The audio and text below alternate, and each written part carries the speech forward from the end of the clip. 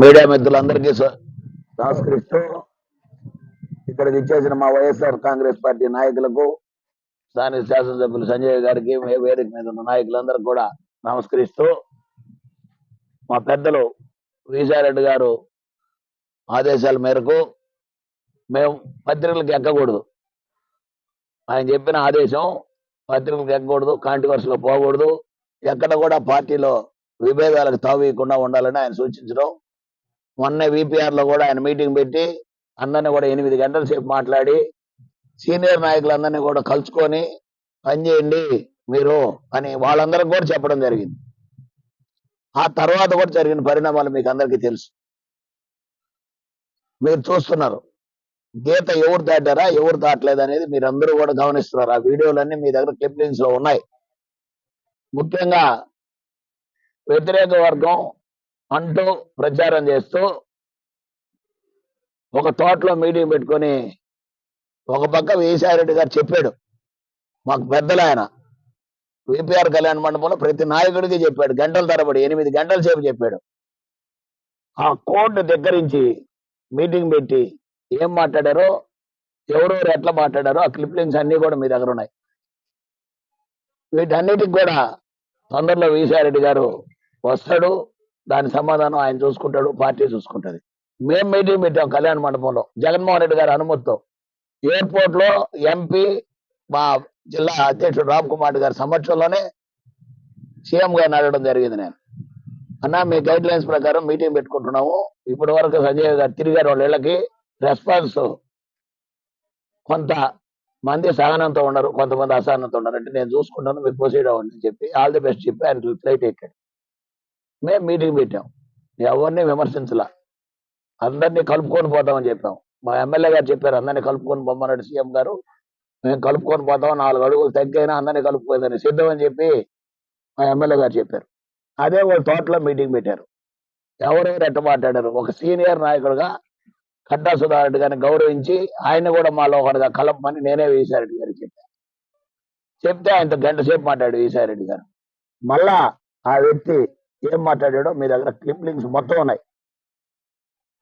ఎంత దారుణం అంటే ఆయన దొంగల రాజ్యం, దోపిడీ రాజ్యం, ప్యాకేజీ రాజ్యం, పిలకాయల రాజ్యం, పంచుల రాజ్యం ఈ మాట్లాడతాడు. పుట్టినప్పుడు ఏమీ ఉండదు మనకు, ఆడైనా మగైనా పెరిగే కొద్దికి అన్నీ వస్తాయి. అది కూడా తెలియని వ్యక్తి ఎవరు పోయిపిస్తే వాడు పోస్తే తాగి ఎమ్మెల్యేని దూషించడం, ఒక దళిత ఎమ్మెల్యేని నువ్వు ఎట్టంటే అట్ట మాట్లాడుతూ నీ ఇష్టం వచ్చినతో పదజాలంతో వ్యంగ్యంగా విమర్శిస్తున్నావు. దానికి కారణం మా ఎమ్మెల్యే గారు అనుకుంటున్నాను నేను. ఎందుకంటే శ్రద్ధలో నువ్వు దోస్తున్న దోపిడి, నువ్వు చేస్తున్న అవినీతి ఆయన కంట్రోల్ చేసి తొలితన కానీ నీ మీద కానీ విజృంభించుంటే నీ పరిస్థితి ఎట్టున్నావు? ఈ రోజు నువ్వు 2019 తర్వాత శ్రద్ధలో ఎంత సంపాదించుకున్నావు, ఎంత ఇసుక అమ్ముకున్నావు, ఎంత మట్టి అమ్ముకున్నావు, ఎంత గ్రావెల్ అమ్ముకున్నావు? ఎమ్మెల్యే గారికి ఏమన్నా భాగం ఇచ్చావా? ఏ నాయకుడన్నా ఛాన్స్ ఇచ్చావా? ఎన్ని ఉద్యోగాలు అమ్ముకున్నావు? నువ్వు ఒకరి గురించి విమర్శిస్తావు, ప్యాకేజ్ అంటావు. ప్యాకేజ్ అంటే ఏందండి? మీకు గోపీనాథ్ ప్యాకేజ్ ఇవ్వాలా? మాకు జగన్మోహన్ రెడ్డి చెప్పిన నిర్ణయం ప్రకారం మేము పోతున్నాం. గోపీనాథ్ అంటారు, ఎంపీ అంటారు, ఒక రోజు క్యాండిడేట్ లేదంటారు. మేము ఏం చేస్తాను? ఆయన ఏదేదో మాట్లాడతాడు. క్రిట్కో ఇళ్ల గురించి మాట్లాడతాడు. క్రిట్కో ఇళ్లలో రాష్ట్రం అంతా ఉన్నాయి క్రిట్కో ఇళ్ళు. పార్టీ నిర్ణయం తీసుకోవాలా, పార్టీ నిర్ణయం తీసుకుంటే డిస్ట్రిబ్యూషన్ జరుగుతుంది. పార్టీ నిర్ణయం తీసుకోకుండా ఎమ్మెల్యే స్థాయిలో జరిగేది కాదు. దాని గురించి కూడా మాట్లాడతాడు ఆయన. మళ్ళా క్రిట్కో ఇళ్ళ కాడ ఇసుక అంటాడు.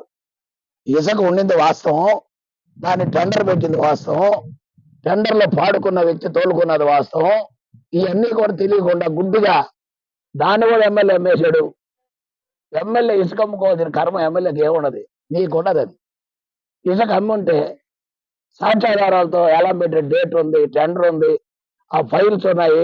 ఇవన్నీ కూడా రేపు విజయరెడ్డి గారి దగ్గర పెడుతున్నాం. నీ ఆరోపణల్లో పసలేదు, అబద్ధపు ఆరోపణలు, అసత్య ప్రచారాలు. ప్రతి ఒక్కడు పందులు అమ్ముకునేవాడు, బియ్యం అమ్ముకునేవాడు, మున్సిపాలిటీలో పాత పరాకులు అమ్ముకునేవాడు, గుట్టాలు అమ్మేవాడు, వాళ్ళ వ్యాపారాలు వద్దంటే ఎమ్మెల్యే పనికి మాలోడు మాకు సపోర్ట్ చేయాల. లేదు సత్యనారాయణ నమ్ముతుడా? నేనేమన్నా ప్యాకేజ్ నాకు జగన్మోహన్ రెడ్డి గారు చెప్పింది నేను చేశా. వ్యక్తిగతంగా మనిషిని దూషిస్తే మమ్మల్ని మా అభిమానులు ఎవరు ఉంటే రద్దు చేశారు. దానికి పెద్ద స్టోరీ. ఏడొక ఆయన నాయుడుపేట ఒక ఆయన లేడు ఉన్నారు, కులాన్ని అడ్డం పెట్టుకుంటాడు ఆయన.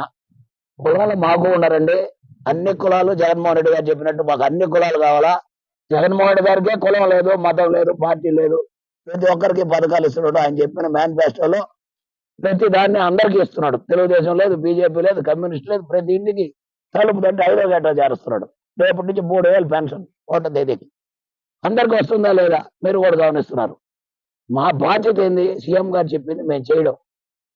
అంతకుముందు మేము మాట్లాడిన సుధారెడ్డి ఇంటికి పోయి ఉండొచ్చు, సుధారెడ్డి మా ఇంటికి వచ్చి ఉండొచ్చు, ఇంకొకరు వచ్చి ఉండొచ్చు, ఇంకొకరు పని ఉండొచ్చు. ముఖ్యమంత్రి గారు పిలిచి విజయవాడకి మేము వీరెడ్డి చేయండి అంటే మేము ఆ దారిలో పోకుండా రామ్మోహన్ రెడ్డి తోటలోనో లేదా జనార్దన్ రెడ్డి తోటలోనో ఇంకొకరి తోటలోనో పోయి ఏం చేస్తారు సంధిస్తే దాని మీద పార్టీ క్రమశిక్షణ తీసుకుంటుంది. పిల్లకాయలు ఏం మాట్లాడారు, బియ్యం వ్యాపారం చేసేవాడు కూడా మనిషి అండి. స్మగ్లింగ్ పేదలకు ఇచ్చే బియ్యం అమ్ముకోవాలా, అంత దుర్గతి పెట్టుకున్నది ఆ పార్టీకి. వాళ్ళు పోయి అవినీతి గురించి మాట్లాడతారు, ఎమ్మెల్యే గురించి మాట్లాడతారు. బియ్యం ఏందండి, రూపాయి బియ్యం తీసుకునేది అమ్మేది, పందులు అమ్మేసేది ఏందండి మున్సిపాలిటీలో. గుట్కాలు, పాన్ పొరాకులు, ఆడవాళ్ళు ఉన్నారు. ఇంకోటి కూడా ఉంది, ఇంకా ముఖ్యమైనది ఘోరమైన పరిస్థితి. దాన్ని ఎన్ని వద్దంటే ఎమ్మెల్యే వద్దు, రేపు వచ్చే ఆయన ఎన్ని సహిస్తాడు. మేము ఖచ్చితంగా చెప్తున్నాం, వీటన్నిటికీ కారణం నాయుడుపేట ఓడూరు గిరిజారెడ్డి గారు. గిరిజారెడ్డి గారు మీకు సభాముఖంగా చెప్తున్నా, మీరు కాళహస్తిలో మరిన్ని వీడియోస్ కోసం ఛానల్ ని సబ్స్క్రైబ్ చేయండి. లేటెస్ట్ అప్డేట్స్ కోసం వాట్సాప్ ఛానల్ ని ఫాలో చేయండి. అండ్ లింక్ డిస్క్రిప్షన్ లో ఉంది.